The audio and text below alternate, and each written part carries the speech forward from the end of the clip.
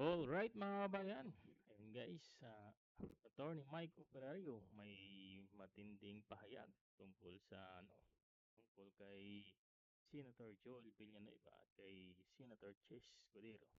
So ayun guys, panoorin po natin itong bagong pahayag ni Attorney Mike Operario. Matapos ang epikong flip-flopping o yung palipat-lipat ng kampo itong mga huling nakaraang 4 na linggo, kumusta na kaya si Joel Villanueva at si Chis Escudero? Ito si Attorney Mike Operario, pag-usapan natin yan. Umpisa natin kay Joel Villanueva. Mga ilang araw bago siya formal na lumipat dito sa kampo nila Win Gatchalian, ay nagsabi na ako noon ng aking saloobin na feeling ko ay lilipat na talaga itong si Joel Villanueva. However, I also issued warnings. That's why I was asking prayers for JIL at saka sa pamilya Villanueva because alam ko na ganito ang kakalabasan niyan. There will be an exodus of members na magsisignify ng kanilang pagkalas sa JIL. Kasunod nito, sa hindi malayong panahon, susunod dyan ang mga leader ng JIL, mga pastor. At Ano na mabuwag? Sarap ng real coffee at hibay ng gatas. Pinagsama. Try Bear Brand Adult Plus Milk and Coffee. 15 pesos na lang. Pala, the same reason na binabanggit nila dito ay yung posisyon na tinig ni Joel Villanueva that is inconsistent with their stand as Christians pagdating dito sa values ng mga paninindigan nila. Paano ko na-predict na mangyayari ito sa JIL? Nalaman ko po yan not because I'm a prophet or I can see the future. It's just because I know history. Kaganapan po na ganito ay hindi po ngayon lang nangyari. In the 1980s, one of the most significant and popular na mga ministries noon sa Assemblies of God ay yung Jimmy Swaggart ministry. And it was very popular. He was the very first na sumikat in tele-evangelism. But then, he got involved with prostitutes at nagkaroon ng expose sa news. And eventually, Jimmy Swaggart had to apologize live on TV dito sa nangyari sa kanya. He was suspended by the Assemblies of God, but then he did not relinquish yung kanyang ministry. Pinagpatuloy pa rin niya yung kanyang ministry, and the ministry suffered a lot. The Jimmy Swaggart ministry still exists up until today. However, hindi na ito kagaya ng in its heyday in the 1980s. Ang daming umalis, ang daming kumalas. At maraming Kristiyano nagsasabi, dapat hindi tayo nakatutok doon sa tao. Dapat sa Panginoon tayo nakatutok. Tama naman sila. However, iba po kasi kapag leader ang gumagawa. Kung si Joel Villanueva ay ordinaryong membro lang ng JIL at siya ay nagkamali, palagay ko hindi ito issue sa JIL. But when it is the leaders themselves na gumagawa ng mga ganitong kamalian, it is predictable na ganito talaga ang magiging outcome. Kasi ang pagtitiwala ng mga tao ay naandoon sa leader. Although nagtitiwala ka sa Diyos, organization-wise, naandun ka nakatingin sa leader. At kung ano ang ginagawa ng leader, nagkakaroon ng reflection sa miyembro. Kaya kung yung miyembro hindi na maka-identify dun sa tinitindigan ng kanyang mga leader, the natural tendency is to move away, umalis, maghanap ng ibang simbahan. And that's why I was asking prayers for the JIL because nakita na natin ito in the past and it could possibly happen to JIL again today as it is happening right now. Are we happy about it? Of course not. Every time a church, a body of Christ suffers, nalulungkot tayong mga kapwa nila Kristiyano. However, they would have to live by the consequences of their own decisions. They should have known Kung mga tao nga nakagaya ko hindi miyembro nila sa JIL, nakikita na natin kung ano mangyayari. Di dapat mas lalo silang nakita nila ito. But masaya kaya si Senator Joel? Well, definitely not. Kitang-kita mo sa kanyang body language, sa itsura niya, nung pinupuri siya ni Ping Lacson, sa kanyang paglipat, makita mo yung kanyang reaksyon, hindi niya maintindihan kung siya iiyak.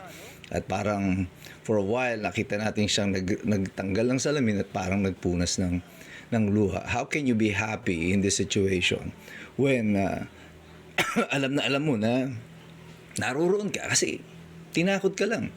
In the same situation with Chis Escudero, kita naman doon sa body language nila nang lumipat sila. Si Chis Escudero was the 12th member pero he didn't look happy. Bukod doon sa kanyang itsura nung pag-attend niya sa session, didn't even talk to anyone. Hanggang ngayon, hindi siya masyado nagpa-participate sa proceedings. But there is something I've noticed kay Chis Escudero na which may have missed yung inyong paningin. Ever since lumipat siya dito sa kampo nila Gatchalian, have you noticed? Palaging black ang suot niya. Dati yan panay puti or light beige ang kulay niya. Because payat kasi si Chis Escudero, and so he usually likes lighter colors like me. Kasi yung itim nakakapayat lalo yan. Para sa akin, parang nakikita ko, is he putting on a silent protest? Is he crying out for help? Is he in trouble? He couldn't do anything. Kaya ngayon, he's sending out a signal na naka-black na lang siya as a form of protest. Could be. Who knows? But napuna ko lang. And another bad thing that is coming Chis Escudero's way, itong bali-balita na baka siyang i-appoint or elect nila as presiding officer sa impeachment ni Sara Duterte. Because, not because he's a lawyer, kasi si Pangilinan lawyer din eh. Pero bakit siya ang parang pinipilit? I think, kung siya man ay iuupo dyan, it is not for purpose. Sapat ba ang nutrisyon niya? Dapat kumpleto.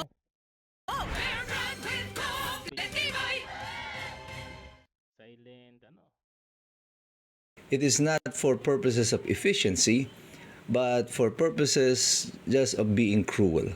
Malupit itong mga mag-a-appoint sa kanya. Because, kung matatandaan nyo, siya yung presiding officer that remanded the case back to the House of Representatives. And then eventually, it led to a Supreme Court case. Dahil nga dito, he was perceived now as a pro-Sara.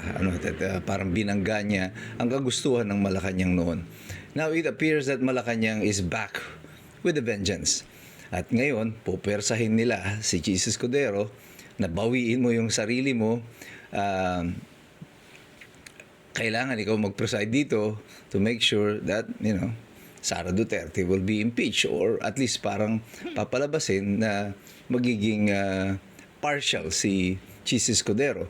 It appears that the people behind nung paglipat ni Chis Escudero sa kampo ni Lawin Gatchalian are not just out for vengeance.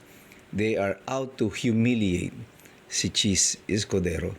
And these are the signs of being ruthless people. Hindi sapat sa kanila na kumampi sa kanila si Chis.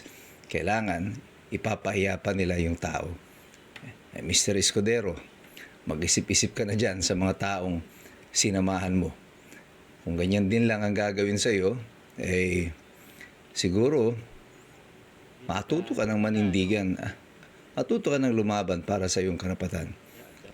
Mas mainam na nga po yung mamatay ka daw na nakaluhod kaysa yung manatili kang nakatindig pero ikaw naman ay isang alipin. Well, we're still hoping that things will go better pagdating dito sa Senado. Pero I think all of this talk about the impeachment is just a smoke screen. Ala na po ito. Patay na itong impeachment. They will never be able to get to 16 votes. But I think itong impeachment na to, ito ay pagliligaw lang sa atin. The ultimate objective here, na ginagamit pa sina Chis Escudero, sina Joel Villanueva. Ang objective nito is Constituent Assembly, the CONAS, upang palitan ang konstitusyon upang manatili si BBM sa kapangyarihan. That is the ultimate objective. Pero tayong lahat, mga iskumbro, hindi na tayo paloloko dito. Alam natin kung ano nangyayari. Kasi patuloy tayong nakikilahok, patuloy tayong nagmamasid, patuloy tayong nag-aaral. Kasi alam nating lahat, mahirap makialam ang taong walang alam. God bless you. God bless us all. Mabuhay ang Republika ng Pilipinas. So ayun guys, grabe po itong matinding pahayag ni Attorney Mike Operario. So ayun guys, thank you so much for watching. Please don't forget to subscribe our YouTube channel, MYN TV, and God bless everyone.